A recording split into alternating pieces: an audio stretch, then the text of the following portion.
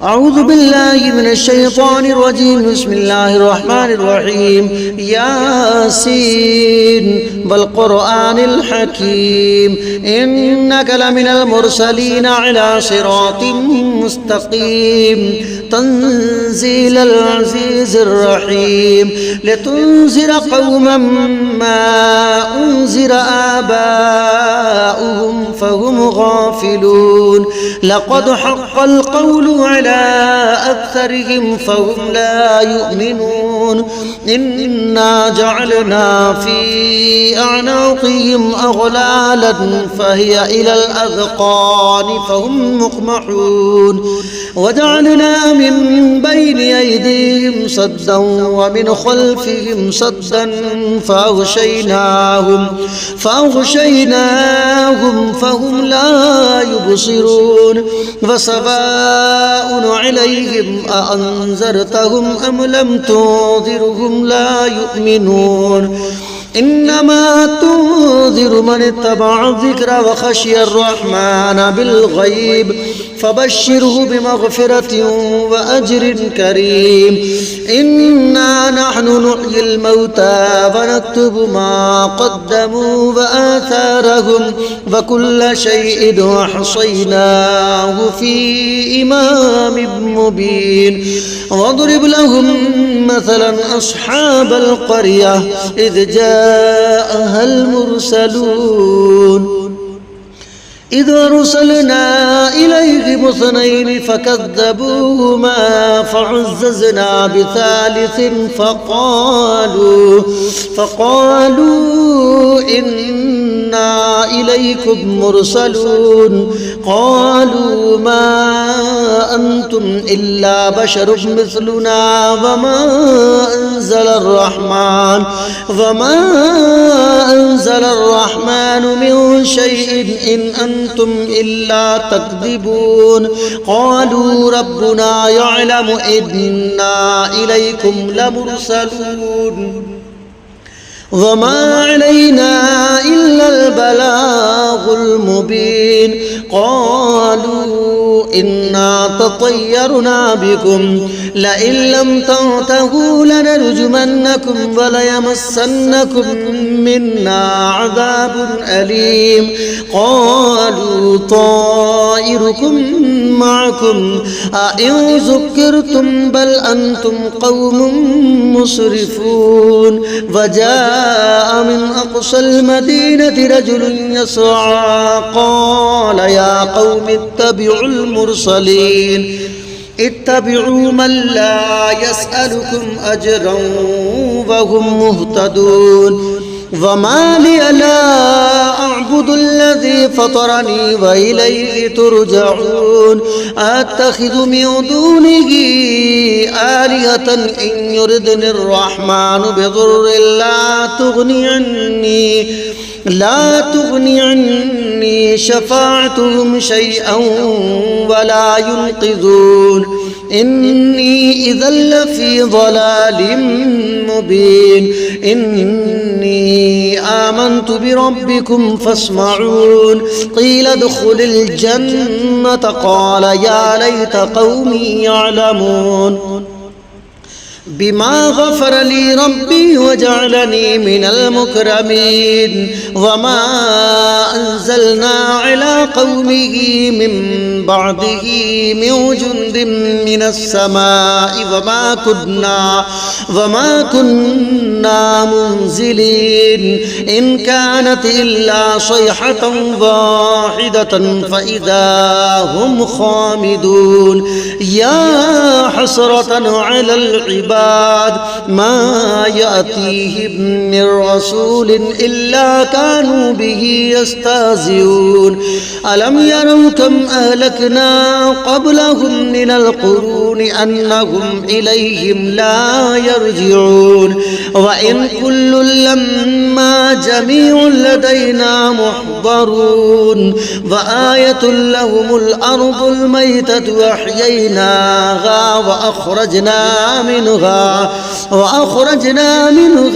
حبا فمنه يأكلون وجعلنا فيها جنات من نخيل وأعناب وفجرنا فيها من العيون ليأكلوا من ثمره وما عملته أيديهم أفلا يشكرون سبحان الذي خلق الأزواج كلها مما تنبت الأرض ومن أنفسهم ومما لا يعلمون وآية لهم الليل نسلخ منه النهار فإذا هم مظلمون والشمس تجري لمستقر لها ذلك تقدير العزيز العليم والقمر قدرناه منازل حتى عاد كالعرجون القديم لا الشمس ينبغي لها أن تدرك القمر بل الليل سابق النهار وكل في فلك يسبحون وآية لهم أنا حملنا ذريتهم في الفلك المشحون وخلقنا لهم من مثله ما يركبون وإن نشأ نغرقهم فلا صريخ لهم ولا هم ينقذون إلا رحمة منا ومتاعا إلى حين فإذا قيل لهم اتقوا ما بين أيديكم وما خلفكم لعلكم ترحمون وما تأتيهم من آية من آيات ربهم إلا كانوا عنها معرضين وإذا قيل لهم أنفقوا مما رزقكم الله قال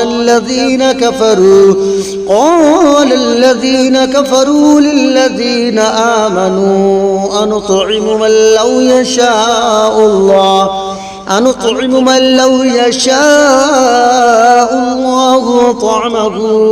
إن أنتم إلا في ضلال مبين ويقولون متى هذا الوعد إن كنتم صادقين ما ينظرون إلا صيحة واحدة تأخذهم وهم يخصمون فلا يستطيعون توصية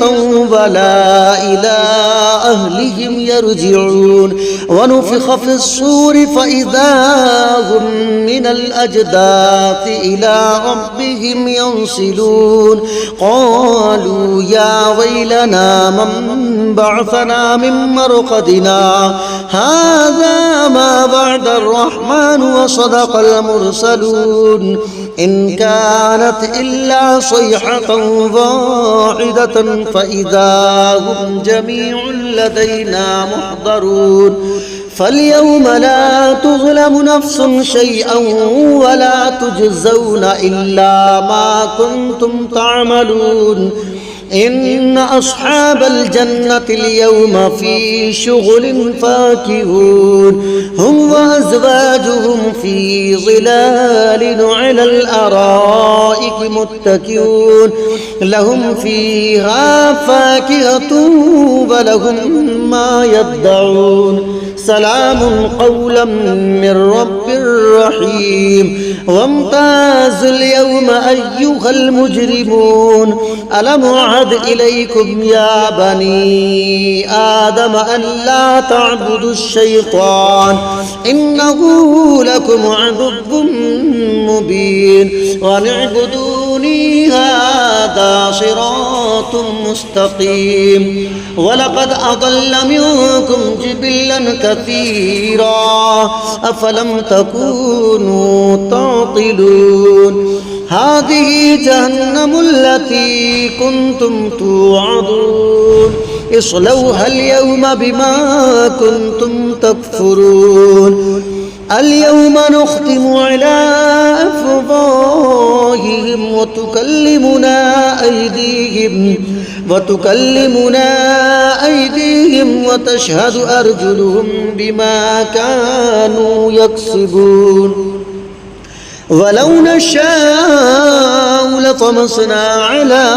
أعينهم فاستبقوا الصراط فأنى يبصرون ولو نشاء لمسخناهم على مكانتهم فما استطاعوا مضيا ولا يرجعون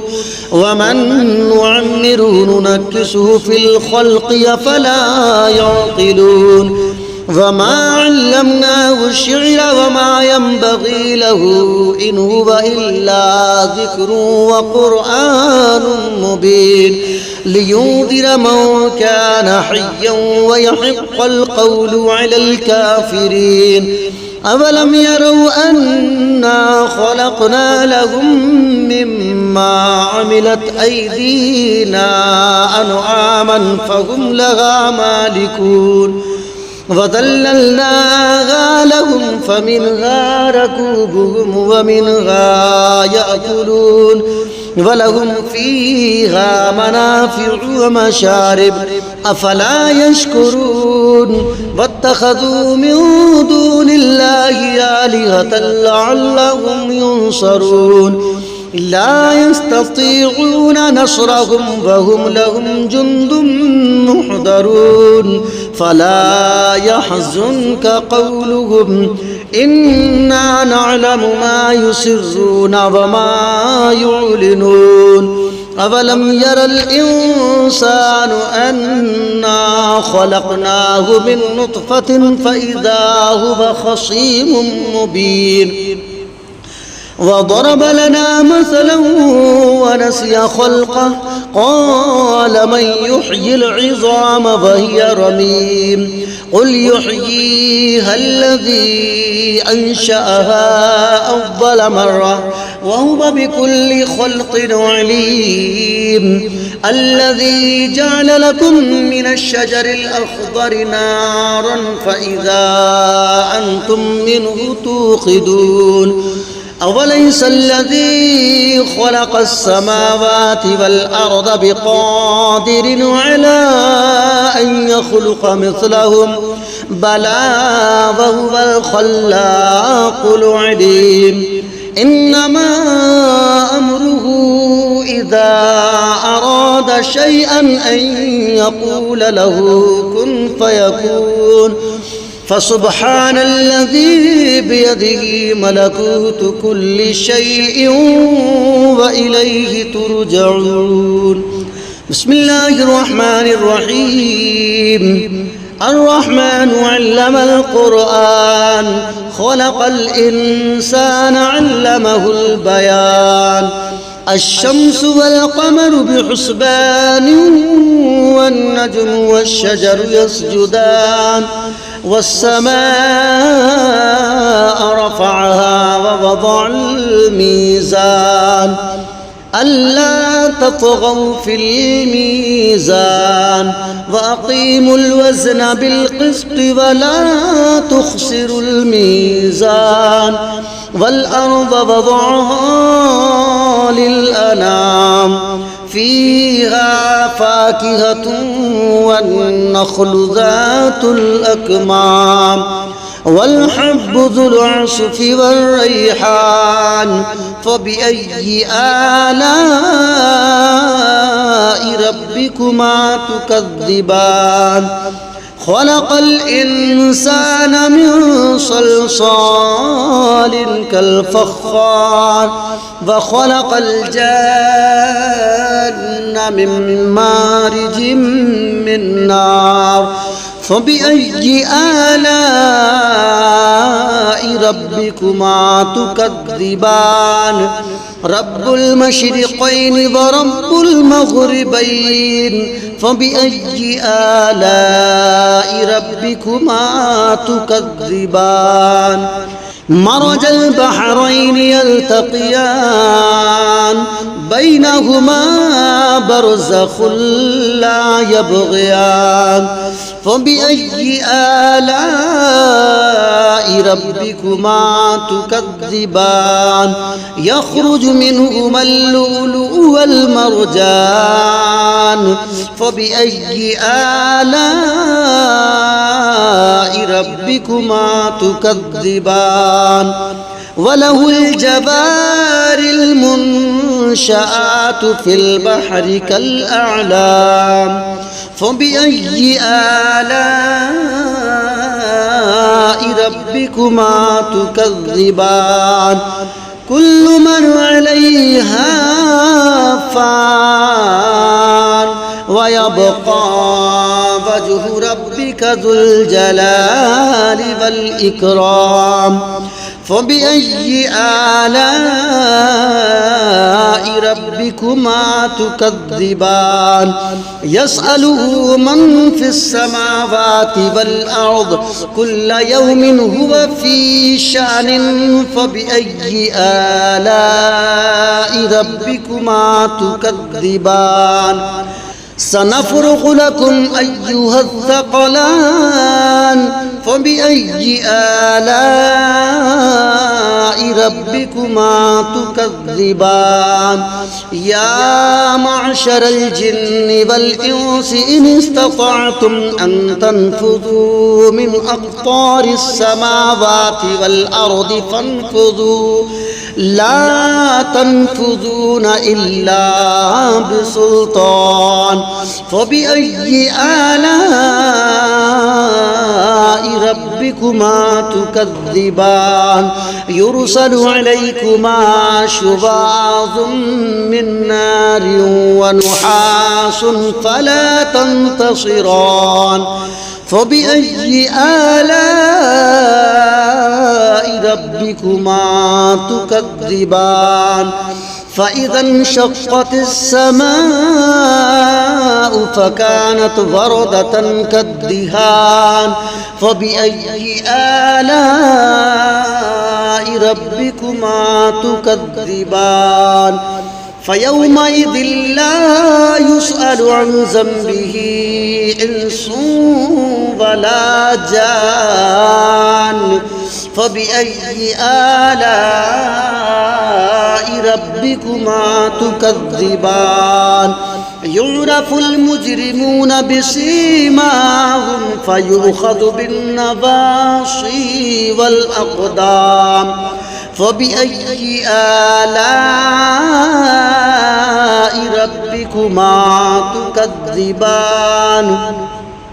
هذه جهنم التي يكذب بها المجرمون يطوفون بينها وبين حميم آن فبأي آلاء ربكما تكذبان ولمن خاف مقام ربه جنتان فبأي آلاء ربكما تكذبان ذواتا أفنان فبأي آلاء ربكما تكذبان فيهما عينان تجريان فبأي آلاء ربكما تكذبان فيهما من كل فاكهة زوجان فبأي آلاء ربكما تكذبان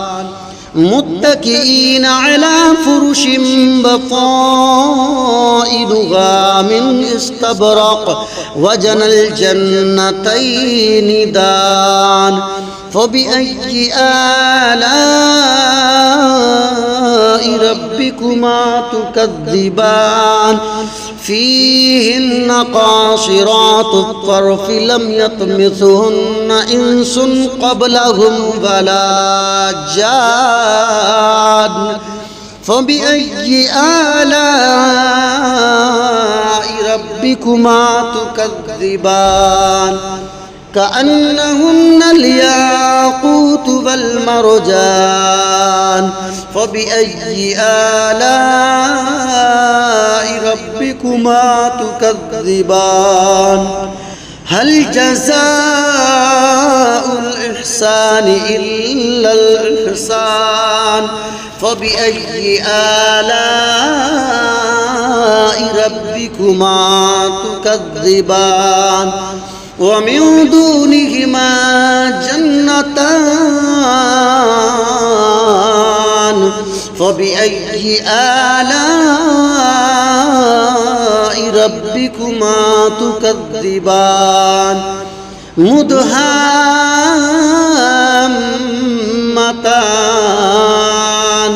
فبأي آلاء ربكما تكذبان فيهما عينان نضاختان فبأي آلاء ربكما تكذبان فيهما فاكهة ونخل ورمان فبأي آلاء ربكما تكذبان فيهن خيرات